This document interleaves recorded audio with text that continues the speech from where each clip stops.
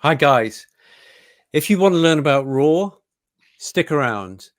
I'm going to interview the wonderful Dr. Ian Billinghurst and the wonderful Rob Ryan. Ian Billinghurst has more experience in raw food than anybody else on the planet. Rob Ryan is the communicator extraordinaire, and together they've come through and given us 30 hours in lots of small chunks for the ultimate raw food course. Here it is. Good evening, everybody. I'm in the presence of greatness.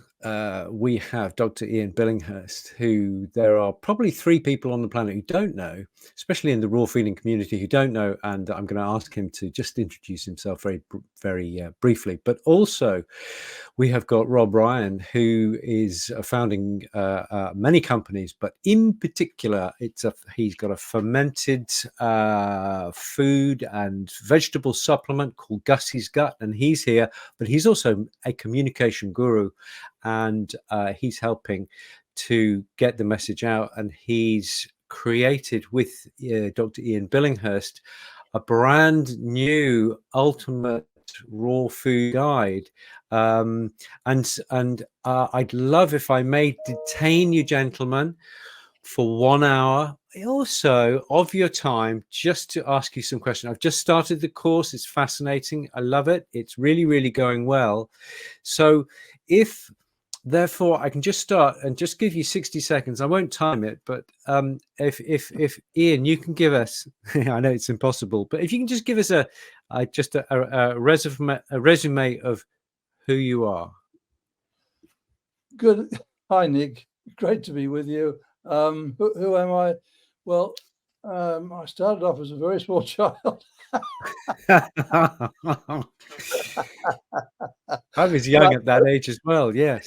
But eventually I ended up as a veterinary surgeon, graduating in 1976. That's a long time ago, isn't it? Half of our people watching probably weren't even born. Went bush as a young man, was an agricultural scientist before I became a vet. Eventually discovered that raw feeding was a good way to go for our companion animals. Decided to write a book on it so I'd never have to talk about it again. So I've been a complete failure. Because I've 30 years of talking non-stop raw food. Wonderful. That's right. And congratulations, by the way. It is 30 years since Give Your Dog a Bone came out. So many congratulations for that. Could I just say it was, I launched it at a Bichon Frise conference in Western Sydney on the 17th of November, 1993. Yeah. Yes. Okay. That's all I want to say. Literally 30 years of learning and inquiring and great nutrition. And Rob, who are you? Well, I was, when Ian graduated in 76, I was 5. And that makes me 52. And for about 25 years, my background has been digital marketing, communications. And the company you mentioned, that's the fermented superfood company that I do with Ian also, that is called Gussie's Gut. And that was actually born out of my own, mad science work. People who know me well know that I'm a frustrated apothecary, frustrated veterinarian. I have a lot of interests besides marketing. But so for 24 years, I think it's going on. Yeah, it's 2000. I've been doing that. And so getting messages out to the masses is really my professional passion. Communicating, getting good information out to people. And that's what we're talking about today. Excellent. And you've both come together to produce a course. Rob, could you just tell me the nuts and bolts of the course? How many? I think I counted 48 individual lessons. Can you just give us a little bit of nuts and bolts? Yeah. So we have, we can think of them this way. We have like 7 chapters. Yes. And then within each chapter, there's that many of the Some people think of them as modules, or we call them topics. Basically, is over 30 hours of content, and there is nothing extraneous here. There is no time wasted. There is no extra information. What we have provided is going to set the user free. So, meaning people have a lot of anxiety, concern, stress about feeding raw. The pet food industry did a good number on them. So what we're here to do is calm their minds and provide a very, very high level of confidence so that they're not beholden to documents, calculators, formulas, recipes. What people normally do, and I was one of these people. I'm a student of Dr. Billinghurst, and this is 24 years ago. When I started my company, got my first puppy as an adult, and I went right to the best. As the story goes, I hired Dr. Marty Goldstein. My dog was sick as I got him home, and Marty Goldstein said, "You got to read this guy's book. He's the guy," meaning Dr. Billinghurst. And I said, "I don't have time to read a book. My dog's sick." So I called him up for consultations, and he set me on my path. And I was one of these people that was taught as a kid, we fed kibble. I was taught that bones had to be cooked. That's what we thought. And so the idea of giving raw and organ meat, I mean, our experience with organ meat is in Thanksgiving in America. We're told to be afraid of the giblets. Wash your hands. Everything's wash your hands, wash your hands, wash your hands. So you're super freaked out when you're an adult that touching any organ meat, or frankly, any poultry or meat, period, is dangerous. And so how can that be okay for your dog to have? Well, when I got on consultation with Dr. Billinghurst, my whole mind just, completely flipped. And I embraced the species appropriate diet, the ancestral nature of these dogs. And, kibble is not, we don't have enough millions of years of kibble for them to change the way they are supposed to eat. So that's my background. So bringing this message and the comfort and the confidence is really, really key. Fabulous. So Ian, why did you want to go back into the world of communicating again, but this time through a course? So how come that difference? Because the book is there. The book is giving us a lot of information over 30 years. How come the course? Well, I've been looking at the internet for some time now and observing people's pain. I've been observing people using spreadsheets and computers and making raw the most difficult thing you could possibly imagine. And my whole experience with raw and using it as a tool in veterinary practice has been it's the most simple thing to do. It has to be simple because I'm very simple-minded. So I actually thought I was never going to be able to do this.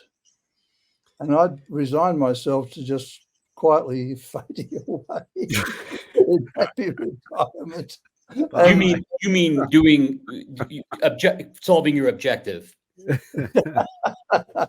I'm not sure what it means. I had some ambitions that have been totally thwarted because Rob Ryan pulled me kicking and screaming out of my happy retirement to become part of Gussie's gut, and then said, "But we also need to do this."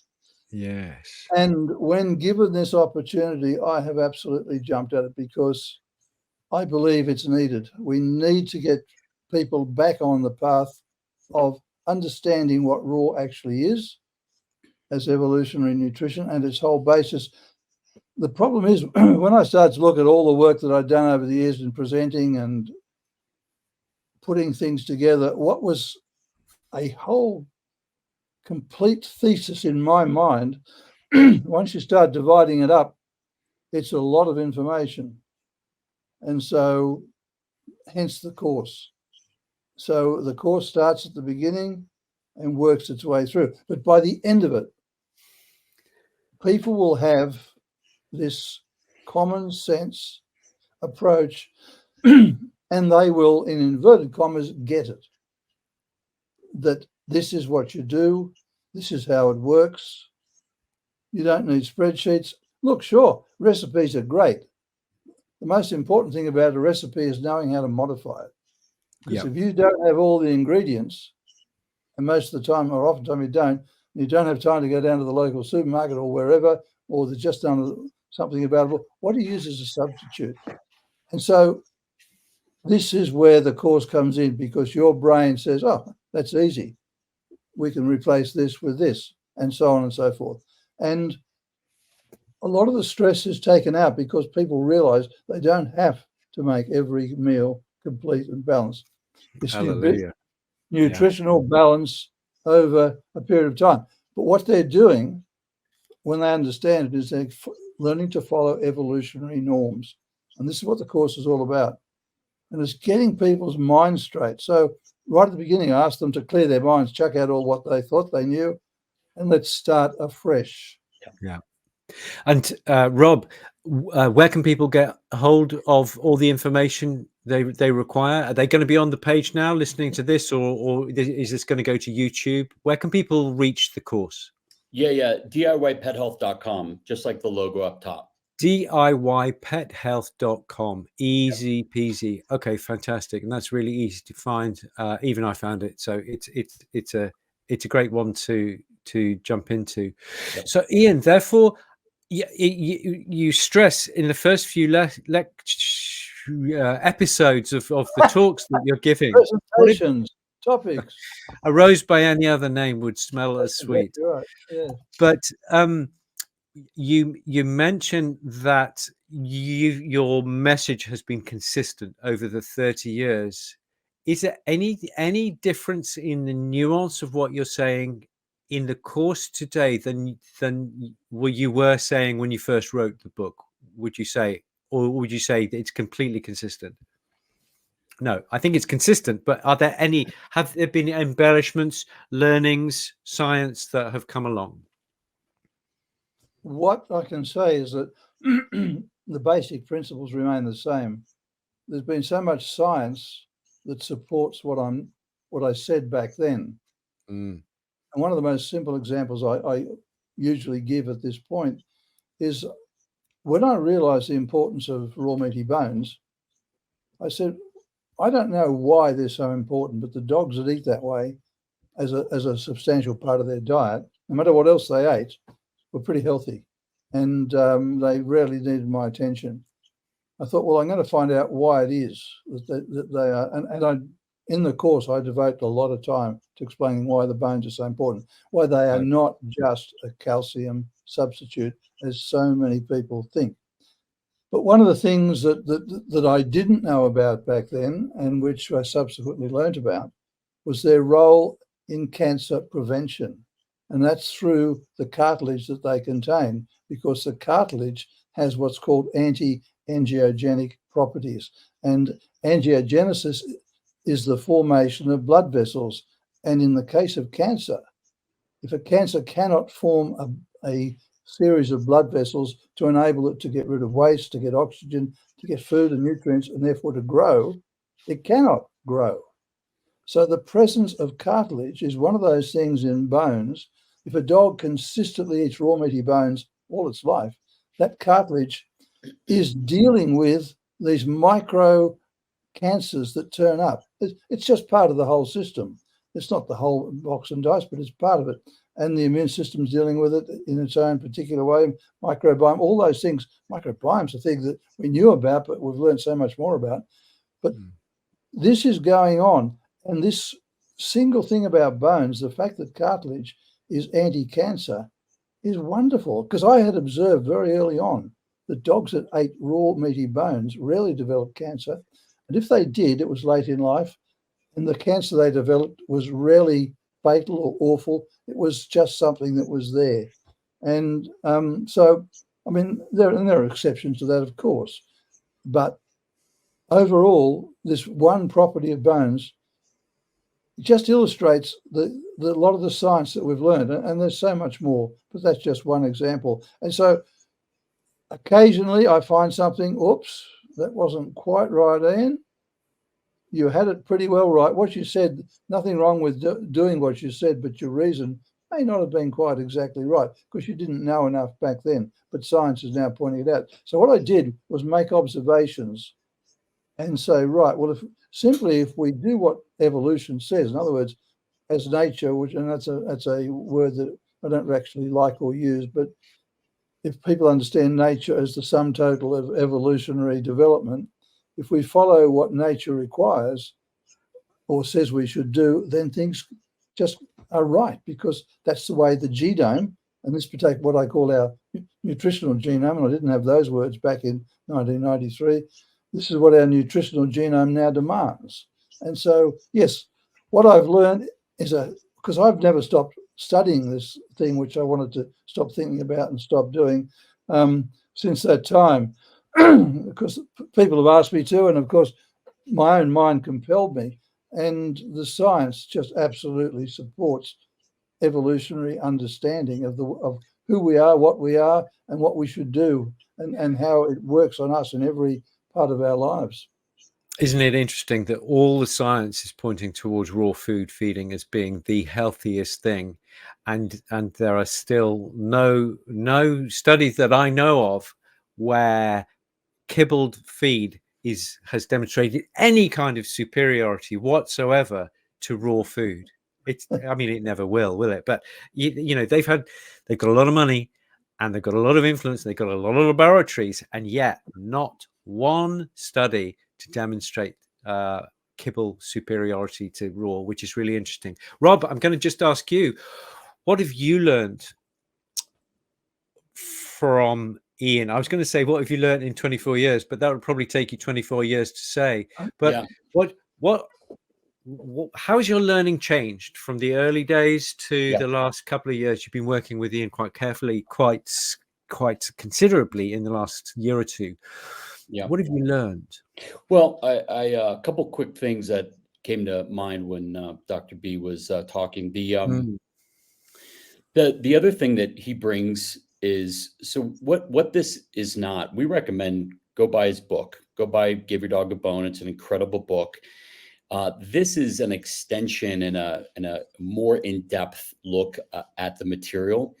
But you know, if a budget is consideration, and it is for many people, the book is great. I read the book after having consults with Dr. B. I found my consultations with him much more, it was custom. It was for me. I was learning the way I prefer to learn. I like to interact with people. So that's the lens I saw this course through. It was developing like a super hub of information, that it was beyond what was on a book. Because you know, when you create a book, you have to write, you have to write it for everyone. And so that's one thing. But the other thing that is interesting, Nick, is he has had thousands of hours of private consults, and he has interrogated thousands of hours of, has thousands of hours of interrogations, as he puts them, where he talks to the folks and asks them in depth, what is their life like? What is their feeding like? What are their habits like? All of that. So all of that goes into this. And I don't think you could make a book. I mean, if you made a book, it'd probably be 1,500 pages or more. So it's a digital course lends itself a little bit better. And then what we're going to be doing is putting in quizzes, that really simple things that allow people to get this into their biology better. What I would say is, when I started with Dr. B, I did some quick research when Marty Goldstein, his office told me to turn my dog into a raw fed dog. And I went to my vet, who is a holistic vet, good vet. And immediately I got concerned about this phosphorus calcium balance. And I became obsessed and freaked out that my dog was going to go out of balance. So a lot of what the gift of what Dr. Billinghurst does is he disabuses you of some of these stressors and anxieties, because ultimately those will kill any longevity for your animal to be raw fed. You will stop. You will be too afraid. And this whole thing of, recipes are deceiving because they're an easy way to get in. And then what you end up thinking, and I've talked to a lot of people about this, is you start to think that the only way you can do this is with recipes. So you become locked in to a very like a closed proprietary system. What I'm struck by with Dr. Billinghurst, and always have been, is he wants us to be more like open source. He wants us to be easy and accessible, and he wants to make it very simple for you. What he likes to say is he wants to make it absurdly simple for you. That is, as it turns out, not simple. You have to go through these modules in order to understand and say, you know what, I actually embrace this. I can start to think this way, because dogs and cats' digestive systems are different, certainly different than people. And once you get the comfort of the understanding of where these animals are coming from after millions of years, all the stress and anxiety and goes away, and the confidence comes. So you want to be able to feed on the fly, no matter what supermarket you're in, no matter what supermarket is carrying at that time. When I walk into a store, I buy what's on sale, and I immediately can flip based on, just like I can for myself. I go, guess what? Steak's on sale. I'm having steak tonight. So you could start to order things. You could go to farmers markets. You can order online. You can have flexibility so that this becomes very simple for you. So hopefully answer your question. Sounds good. That sounds really good. We live in a YouTube age. We're much more audio visual than we were in the 90s. And so I think that this really plays to the it's not even a generational thing. I think from 18-year-olds to 78-year-olds, everybody likes a video, because it means you can just sit down for 17 minutes and just suck all this information from Ian's 40, 50 years of experience. You can really get that. And also, just, I think the delivery in is really, it's very gentle and it's very reassuring. And so people, I say to people when I'm lecturing, everybody is terrified when they first start with raw food. I don't know anybody, unless you were born into it, like you were, Ian, and you were telling about your early years, and you just, this is Cassie, this is how we fed, Candy, how we fed Candy. She just had bones, and she had meat, and she had scraps, and she had a this and a this, and that was it. And she was really well for her entire life. So it's wonderful that you can bring that experience and give it in this very easily digestible form to the modern mindset. Ian, you mentioned once or twice earlier in this conversation, but also in part one, I'm going to try and look like I've done my homework here. In part one, you talk about evolutionary feeding principles. Can you just give us a little teaser as to what you might mean there, so that people can be drawn to wanting to learn more about evolutionary principles? This is the basic of raw feeding, Nick. So I'm not going to tell you anything now. I'm going to leave. No, can't kidding. Go on, give us a teaser. Look, it's very simple. Our dogs evolved as raw feeders. So in the whole of their evolutionary history, until very recently, maybe in what I call the breed development era, which started around about 4,000 years ago, before they really had any cooked food. They maybe had a little bit during what's I call the camp following era, but without going into those details, not because I want to hide them, because it would take too long, and that's part of the course. Dogs have always eaten raw food, so their body is attuned to raw food, very much so. They haven't lost that capacity, that need, that desire, that will to eat raw food, and it's certainly it's what they need for all sorts of reasons. So that's number one. But also, dogs, let's look at a few words. They're hunters.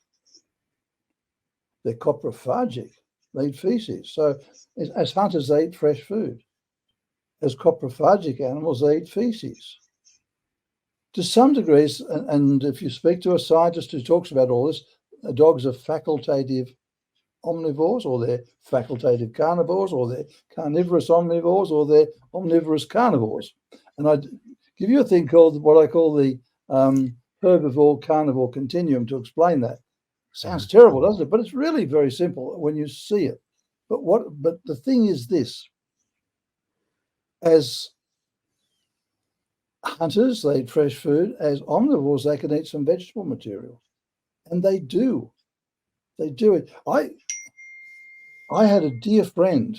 She was a client of mine, and she had she actually was she graduated as a doctor, graduated as a veterinary surgeon. She worked for the Mounties in northern Canada, so in the frozen wastes, and she used to do autopsies on wolves, and she gave me a lot of private information. Now, that was priceless. And interestingly enough, her husband was a dog trainer, worked for the Australian government, so I never really found out what he did.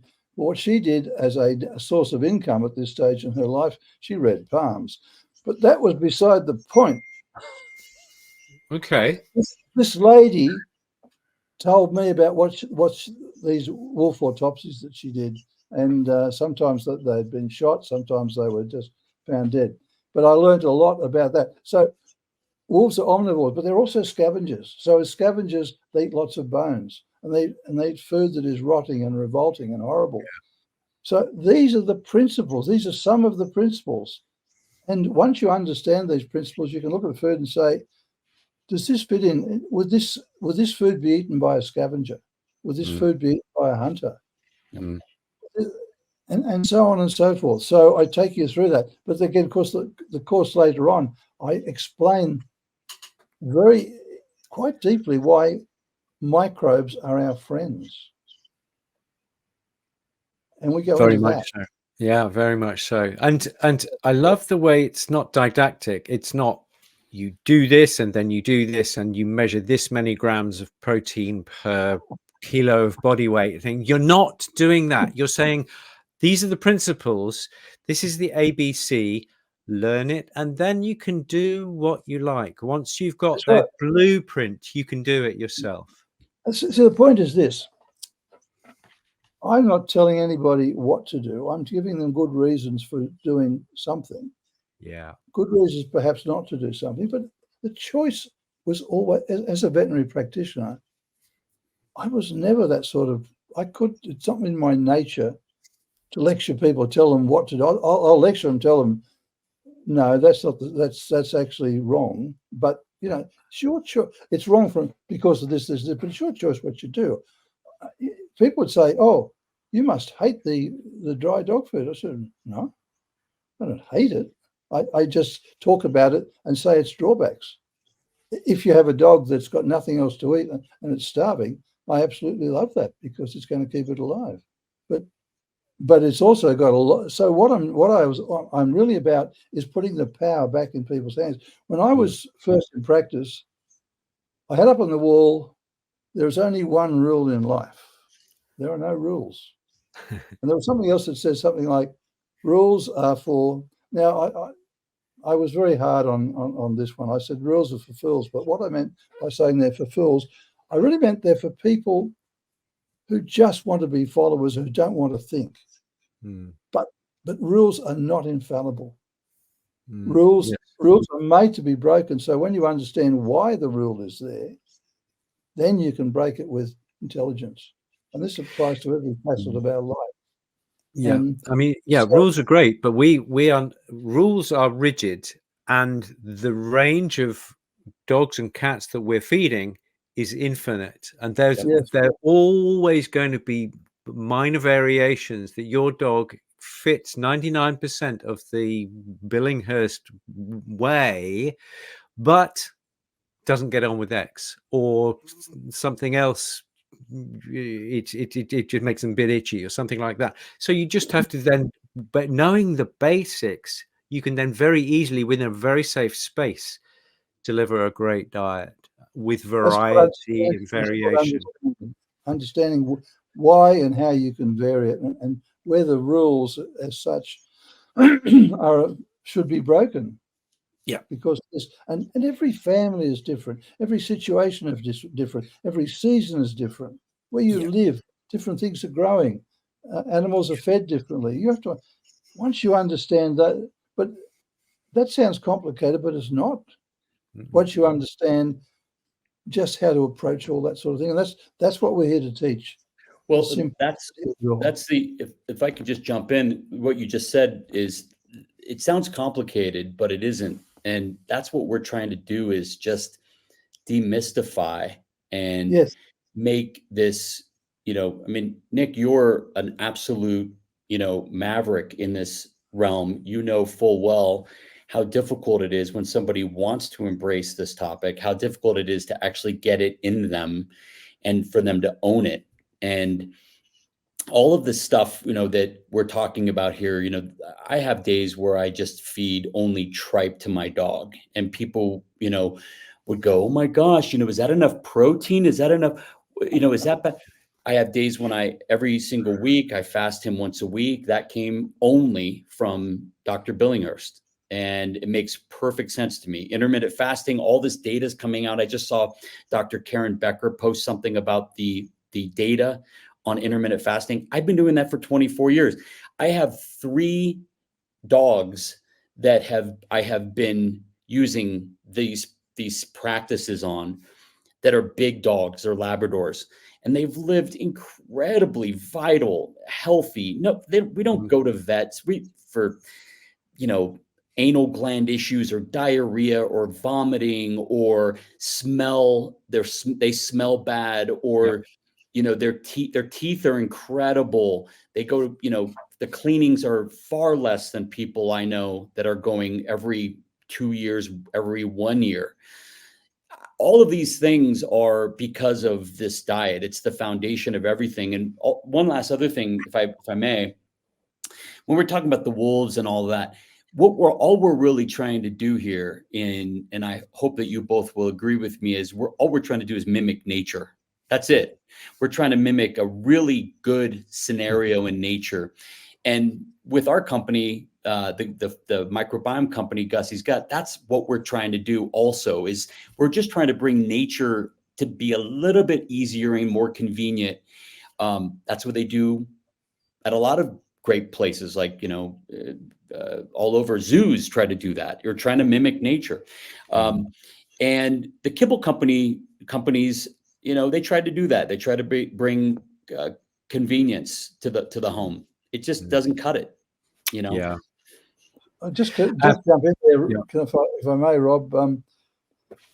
This intermittent fasting in Give Your Dog a Bone, one of the things I said is, you don't have to feed your dog the same time every day.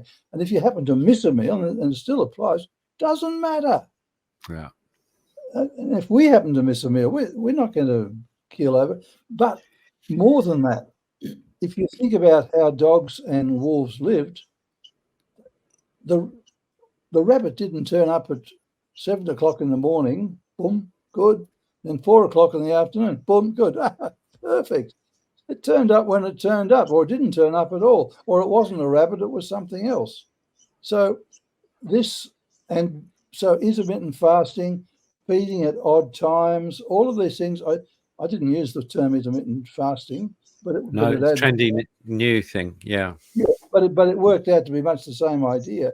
Because if you didn't feed your dog this afternoon and you fed it again next morning, if you had an intermittent fast, it's just all of these things following evolutionary norms. And the other thing I'm saying is too, that the more you follow those norms, and this includes things like every meal not being complete and balanced, they undoubtedly lead to longer life. Where you're feeding bang on time the same so-called balanced meal, that actually shortens lives because it's not as per evolutionary norms. So that's just what I want to throw in there. Very much so. Well, I always say to people, these people who formulate diets, or the health professionals who promote kibble, they then go home, open the fridge, and will make their food from scratch with no computer in sight, you know. That's right. So it's I'm amazed that this disconnect between how most humans in the West feed themselves and how we are told, the formulaic way that we're told to feed dogs. You must feed this bag of food because it's scientifically formulated. It's And insanity. there's just a disconnect there. There's just a complete loss of logical connection. Yeah. No, there's billions of dollars of marketing behind all of that, and it's worked. And then Yeah. it gets handed down Yeah. because that's all you know. You know, when your dog is fed that since you're 2 years old, you're a toddler, you grow up with that dog, you go, great, I scoop out my dog's food, that's what I do. And unless you're lucky enough, like I was, to be shook out of that Mm. by an amazing veterinarian, then that's the way you're always going to think. And real quick, one quick thing back to what we were talking about, which is intermittent fasting, and not eating at the same time every day. You know, the other in vogue term is hormesis. And so we're starting to know, if you've been on Instagram for 5 minutes, you see people in ice baths and saunas and, even things with vegetables, eating vegetables in some forms is a small stressor on the system, and it makes you stronger. Look up the term hormesis.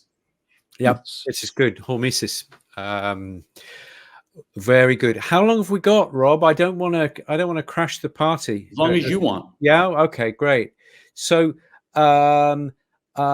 Ian, in part 1, you also mentioned about AFCO, the American Association of Feed Control, not food control officials, debunked. Can you just give us a little teaser there?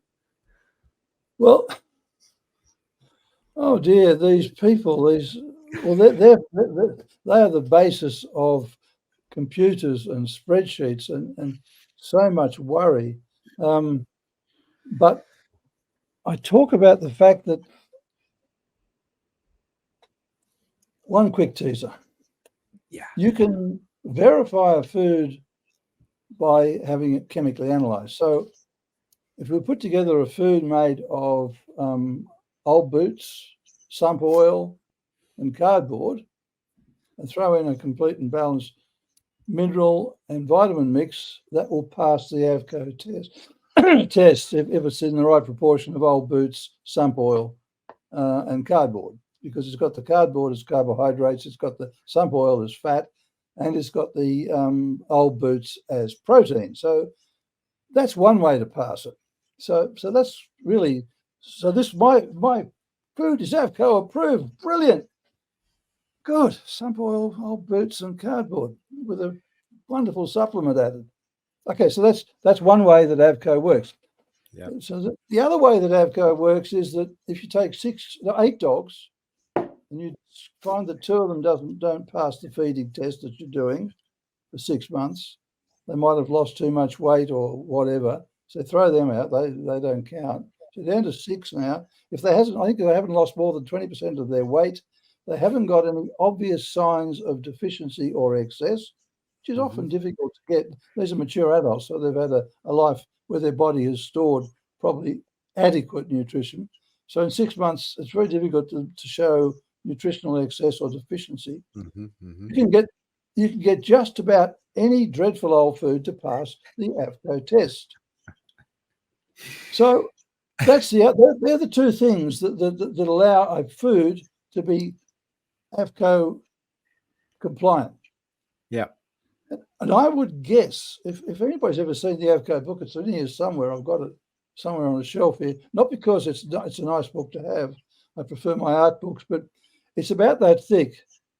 It's very difficult reading, but a lot of it says, yeah, but we don't actually, we're just guessing that one, and that's changed from last year, and we suspect it might change next year, but at the moment, that is what a dog needs. Oh, right, okay.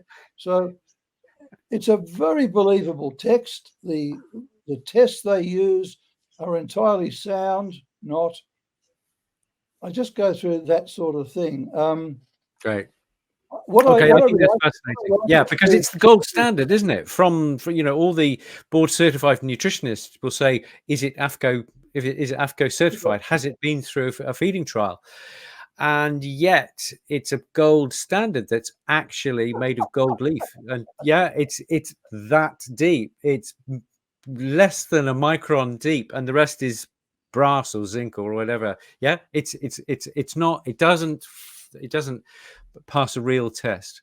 I liken it to, if anybody watched, and I did as a small child, the Disney show and Annette Funicello and all that stuff. Anyway, but I watched Disney cartoons, and there was one cartoon that had the Junior Woodchucks guidebook, and the Junior Woodchucks at any stage, which were I think it was the mice, I can't remember which ones, if they ever needed an answer to a question, you just open up the Junior Woodchucks guidebook, and there it was. And I said, this is AVCO.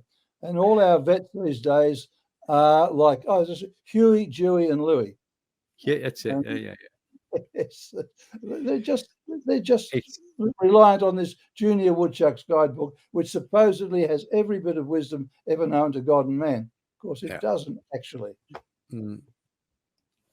Okay, this is good. So guys, AFCO is a whole mine of things that you thought were rock solid science, but actually don't stand up to the slightest bit of scrutiny, unfortunately. Okay, that's great, wonderful. There's a lot of entertaining material there. In part 4, Ian, you talk about evolutionary foods, and I'm going to put you on the spot, and because you mentioned about 9 different classes of foods, which is the most important? I realize that's an impossible question, but it's raw deliberate. Meaty bones. There you go. Good. Absolutely, raw meaty bones. What did I call my first book? Give your dog a bone. Yeah.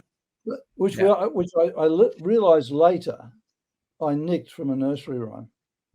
Give your dog a bone. Yeah. Give your dog a bone. That's right. And the next one was grow your pups with bones, which I really liked. That was a nice play on words. So well done, you. Good. Bones that went to the BARF diet, but there's bones and raw food in that. So yeah, fantastic. In part 5, Ian, you talk about practical raw feeding. Can you give us 3 elements, 3 just little snippets that you really love as 3 most important principles of the practical raw feeding? Well, really, it comes down to, am I going to do what's called frank and pray? Yeah. Where I take a bit of this animal and a bit of that animal and put it all together. Am I going to do whole carcass, so-called prey model, where I take an animal? So I've got a cat and I've got that sheep over there. Well, sorry, sheep, I'm going to grind you up and turn you into something and feed it. Or we go and get some mice or some baby chickens and feed them to our animals whole. That's the whole prey model. And also talk about this so-called BARF, bones and raw food. Now, really, this is the most flexible way because you can mix and match anything, particularly if a dog doesn't want to eat some things, and you do want them to eat it because they have a problem and you know they need this. So you can grind everything up, mix it together. And this is very flexible. Our own dogs, I make BARF patties, they have and cats, BARF patties at one meal and raw meaty bones at another. And sometimes other things, maybe just a straight meat meal. Sometimes some, say, goat's milk with some egg put through it, stuff like that. But it's a way of mixing and matching. And of course, once you're experienced, you use all 3, whatever you like, because you figure out how that's done. So I talk about the practicalities of putting this together, and it is so easy and so simple and so obvious. Once you realize it, and we could have gone straight there, because people say, "Oh, why don't we just go straight there?" Because you will have, if I say raw meaty bones, you'll say, "Yeah, but," and then you give me 10 questions, and I'll answer each of those 10 questions.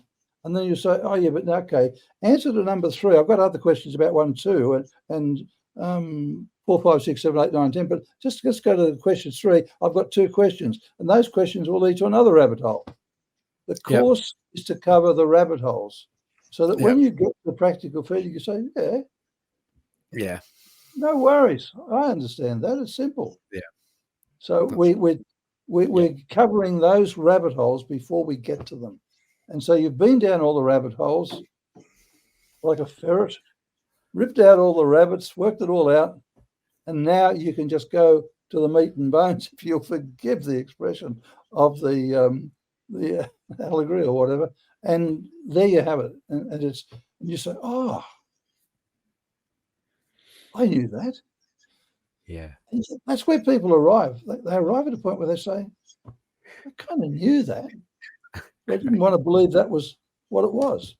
That's real education, isn't it? Where people people take on board this information without even realizing it. That's really great information. Really great education. Being repetitive, and I am, partly because I forget that I've told you, but it seems to work by drumming it into people's heads.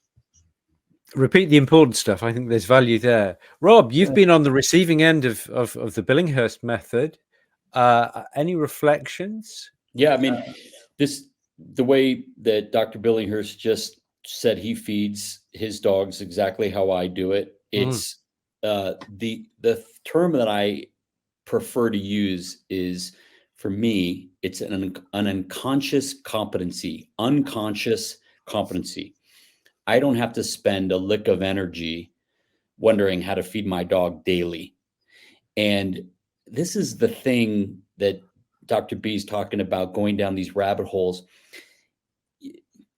People need reassurance that they're educated properly and know how to do this. And then you get on Instagram and you start seeing these different things. You see chicken beaks and organs, and some people have brain, and, and some have a lot of vegetables, some have no vegetables. And people start to ask, I mean, we get these questions all the time.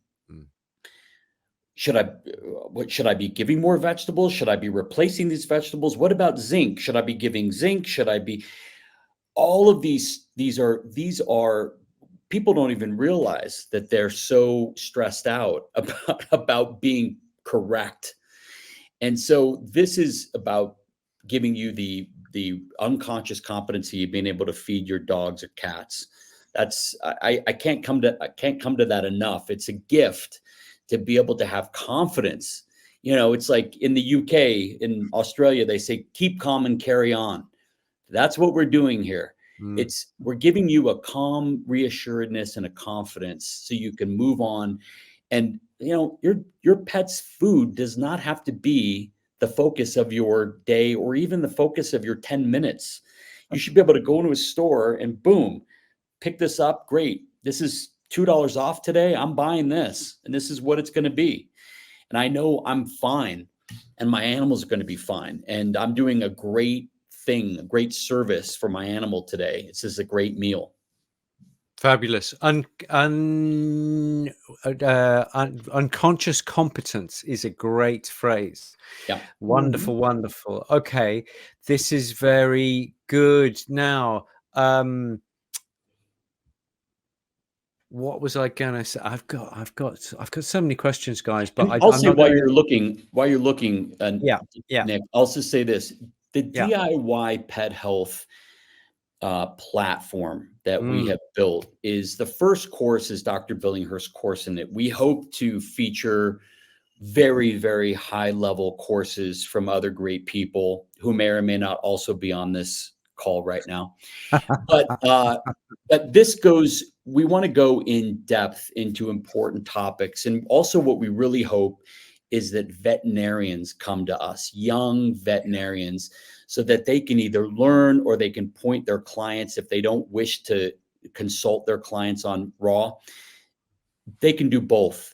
They can come to us or they can point their clients, or both. But we want people to be able to, with confidence, embrace raw. And I mean, it's the foundation of all health. This this nutrition, getting this right is so important. And putting a dog on supplements, whether it's an enriched kibble or pills, powders, chews, whatever, from a young age, I'd reserve that until when you need it, when they're older and you need that extra support. You don't need to create this supplement soup inside your dog every day in order to achieve balance and overall nutrition. You can get that from raw, and you can get it easily. Well said, Rob. Totally.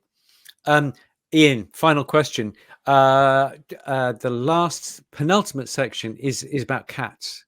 What are you going to be teaching people about cats? Just give us a few teasers again, please. Well, basically, they're obligate carnivores. You can actually use the whole prey model for cats, which you can't use for dogs because it's incorrect. Cats are wonderful creatures who will teach you to do all sorts of terrible things with their diet, so you have to know about that. But really, I use the evolution of the dog as a background and explain how the evolution of the cat differs, how the cat's nutritional needs differ because they are an obligate carnivore. So they have higher protein requirement. They have needs for certain amino acids more than others. They have a need for certain things like free-form vitamin A. So we go through their particular needs. But then I tell you, but you don't have to know all that. Just feed them the basic foods again in a slightly different proportion, slightly different way. And, so really at the end of it, I'm using the dog model, shows how it's adjusted to feed the cat. And the cat is actually simpler than the dog to feed, believe it or not, except the cat is the most difficult person to persuade to eat something if the cat says, you know where you can stick that, don't you? And you have if they're not used to it, they can be very resistant, to anything, any change. Yeah, for sure. Excellent. Gentlemen, final thoughts. First, Rob, from you, final thoughts with regard to the course, with regard to what you want people to know about the course. Yeah. Well, first, DIY, this is not about doing your pet's own health without a veterinarian. You want to find an incredible veterinarian and you want to have them as part of your health team. You need veterinarians and you want to talk to them. You want to work with them. What this is about is taking control of your pet's health and being informed, and you can do it. And so that's what the name is meant for. The course, I mean, we can tell you here that this is a foundational course and that we will be offering a raw nutrition certification in the future. You'll have to have taken this course and then you can take the certification. And what we've decided over, a couple of years now working together very closely is the internet and all of the information that's available. We needed to put this down and make sure that it was available. So if people wanted it, they had something that they could count on and they could take the certification and, they could do this as a part-time business. They could do it as a full-time business. They could be educators, content creators online. And of course, if you're a veterinarian or dog trainer or, boarding facility, any of the professions, have a pet store, want to take your employees into a deeper knowledge of raw pet food, this is where you can come if you want the full Monty, as you say. Amazing. And if somebody buys the full course, they've got that for life. They can just watch it over and over. Yeah. Okay, that's great. Right. So it's a lifetime investment. That's amazing. So Ian, over 30 years of communicating raw, you're culminating so far. There's much more to come, but so far we've got this fabulous 30 hours of course. Your thoughts? My thoughts are this: that and I actually mentioned this at the beginning of the course, but I think it's important. In 1993 through to about 1997 or thereabouts, the whole idea took off when people on the internet started talking about it. And they had this book that they read and they saw the simplicity, and it took off because it was understandable. Yeah. It didn't require a spreadsheet. It didn't require a computer. It did require the book, otherwise I wouldn't have had to write it.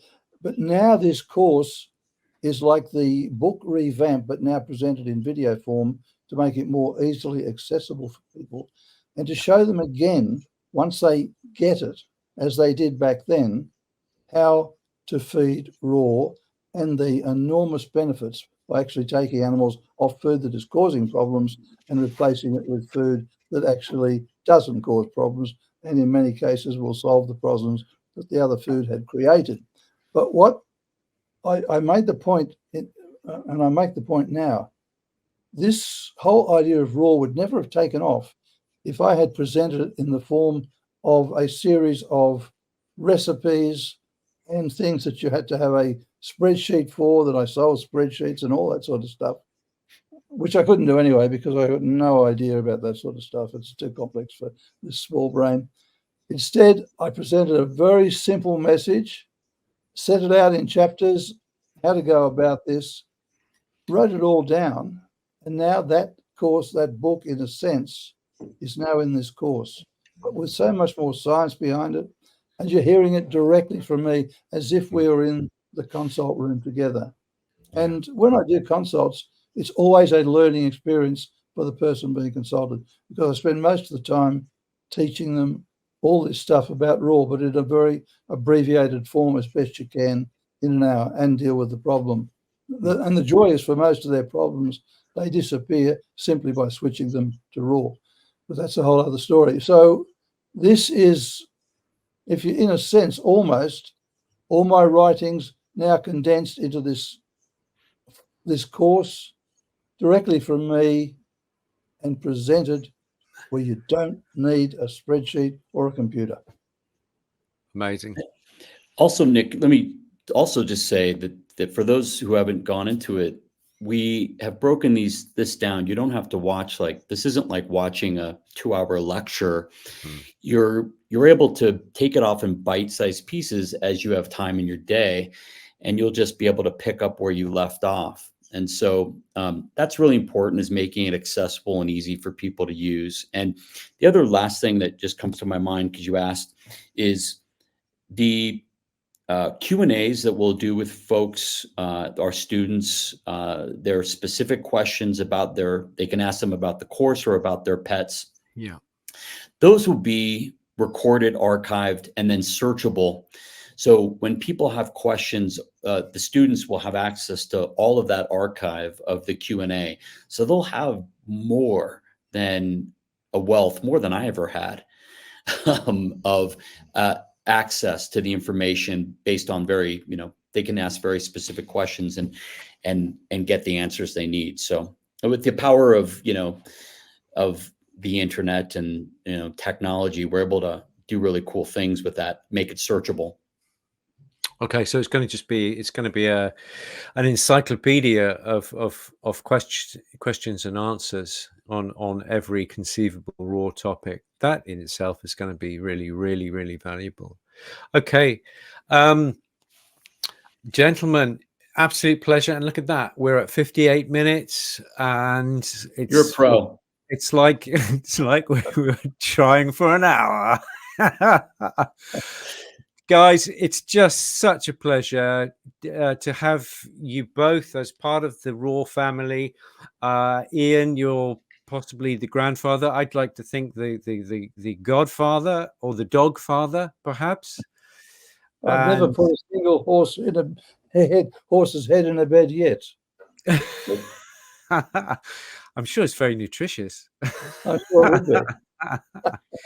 And Rob, you're facilitating this new means of communication, and you're doing amazing work. And Gussie's Gut is such an important, the idea of fermented superfoods is just deliriously exciting. Can't wait to try some on my dogs. So There we go, gentlemen. I bid you farewell. Wonderful work. Thank you very, very much. Thank you for talking to me for a very short time. We could, and we will, I have no doubt, talk about this stuff for days. Thank you, Nick. Thank you, Nick. Thank you for the opportunity. Yeah, It's thank great you to very be- much, and thank you for what you do. We're lucky to have you in the world. Bless you. Indeed. That's not what my wife says.